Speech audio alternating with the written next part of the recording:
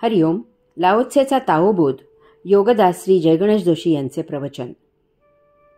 फायदे तोटे भाग 2. लाओत्से पुढे सांगतो की येथे 2 मुद्दे आहेत. यात काही फायदे आहेत आणि काही तोटेही आहेत. भययुक्त माणसापासून काही फायदे आहेत आणि काही तोटेही आहेत. तसेच निर्भय माणसापासून काही फायदे आहेत आणि काही तोटेही आहेत. निर्भय माणसाचा खाक्या जुने जाऊ द्या मरणा लागुनी असा आहे. यात चांगल्या चांगल्या जुन्या गोष्टी विनाकारण नष्ट होतात. अफगाणिस्तानात राजे शाह यांची कत्तल झाली. तेथे सत्ता बदल झाला आणि तेथील हजारो वर्षांपूर्वीची सुंदर सुंदर मंदिरे, त्यातील अतिसुंदर आणि दुर्मिळ अशा मूर्ती, उत्तम अशी कलाकृती तोफा लावून त्याच्या ठिकऱ्या करून नष्ट केल्या गेल्या. काय म्हणावे याला? काय प्रकारची आत्यंतिक परिसीमा असलेली संकुचित बुद्धी आहे ही. जगातून अनेकांनी या मूर्ती घेऊन जाण्याची तयारी दर्शवली होती, तरीही त्यांना भग्न करण्यात आले. आता पुन्हा अशी कला या पृथ्वीवर होणे असंभव आहे. निर्भय जुन्या गोष्टी नष्ट करायला, जुन्या परंपरा मोडीत काढायला, सांप्रदायी विचारावर घाला घालायला मुळीच कचरत नाही. परंतु यात दुर्दैव असे आहे की तो कधीही त्या जुन्याचा थंड डोक्याने विचार करत नाही. आधुनिकतेच्या जोशात तो विध्वंसक होतो. वास्तवात त्याने जुन्या नव्याचा संगम घडवून आणला पाहिजे, म्हणजे जुने लोकही हळूहळू नव्याला परिचित होतील, त्यांचा विरोध मावळेल आणि तेही नव्या प्रवाहात प्रवाहित होतील. आज मोबाईलच्या त्या डब्या आल्या, परंतु टेलिफोन कंपनीने जुनी व्यवस्था बंद केली नाही, कारण कित्येक जुने लोक तो पारंपरिक टेलिफोन पकडून बसले. परंतु आता काळ बदलला आहे. हळूहळू जुने लोक ती डबी वापरायला लागले आहेत. तरुणांच्या SMS वर सडकून टीका करत करत त्या डबीला ते आत्मसात करत आहेत. निर्भय लोकांमुळे सर्व जग आज फार फॅशनेबल झाले आहे. कालचे आज जुने होत आहे, कारण आज नवीन फॅशन येते. आता म्हणे कपडे शिवून घालायला भीती वाटते, कारण कापड शिवून येईपर्यंत फॅशन बदलते. त्यापेक्षा तयार कपडा घ्यावा आणि तत्क्षणी वापरावा अशी पद्धत झाली आहे.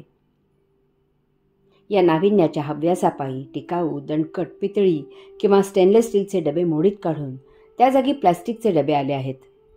काही दिवसांनी सोने हिरे फेकतील आणि त्या जागी काचेचे खडे, लाकडांच्या माळा, हार, लाकडी बांगड्या घालतील.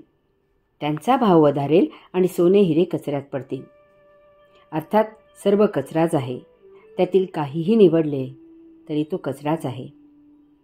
यामधून भय, निर्भय या दोहोमधून पार झालेला अभय मुक्त आहे, कारण तो केवळ शाश्वत काय आहे याचाच विचार करतो.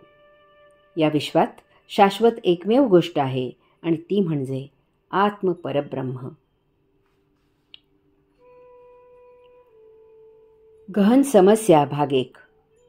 लाओत्से पुढे सांगतो की जरी स्वर्ग काही लोकांना नाकारतो, तरी कोणाला माहीत आहे की कोणाला मारायचे आणि का? यास्तव योगी हा एक गहन प्रश्न आहे असे समजतात. लाओत्सेने स्वतःच येथे एक गहन प्रश्न उपस्थित केला आहे. त्याचे समर्पक उत्तर देणे अशक्य आहे असेही त्याने येथे सूचित केले आहे. याचा अर्थ असा आहे की या प्रश्नाचे उत्तर शोधण्यापेक्षा हा प्रश्नच संपुष्टात आणायचा आहे.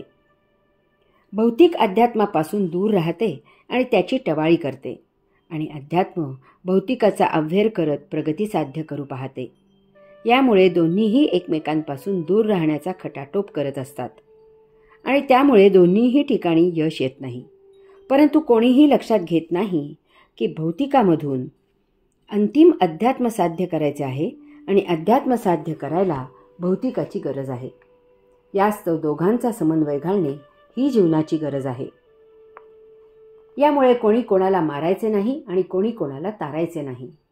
विमान धावपट्टीवरून जोरात वेग घेत पुढे जाते आणि वेग एका ठराविक गतीला आला की ते अवकाशात भरारी घेते. परंतु अवकाशात भरारी घेण्यासाठी त्याने जमिनीचा भक्कम आधार घेतला होता ही वस्तुस्थिती आहे. यामुळे त्याने अवकाशात गेल्यावर जमिनीचा दुस्वास करायचा नाही, जमिनीची अवहेलना करायची नाही, त्या उंचीवर जमिनीला तुच्छ मानायचे नाही, म्हणजेच स्वतःला त्या उंचीवर श्रेष्ठ मानायचे नाही. येथे सर्व काही उपयुक्त आहे. जमिनीवरील धावण्याचीच अवकाशात घेतलेली भरारी ही प्रगती आहे. त्याचाच तो विस्तार आहे, हे विसरायचे नाही. भौतिकाचा आधार घेऊन देह जीवित ठेवायचा आहे आणि त्या देहाच्या आधारानेच ध्यान समाधी साध्य करायची आहे. ध्यान समाधी साध्य होऊन मुक्त व्हायचे आहे. त्यानंतर मुक्त जीवन या भौतिकातच जगायचे आहे. भक्कम स्थिर तळ असल्याशिवाय नदी वाहू शकत नाही.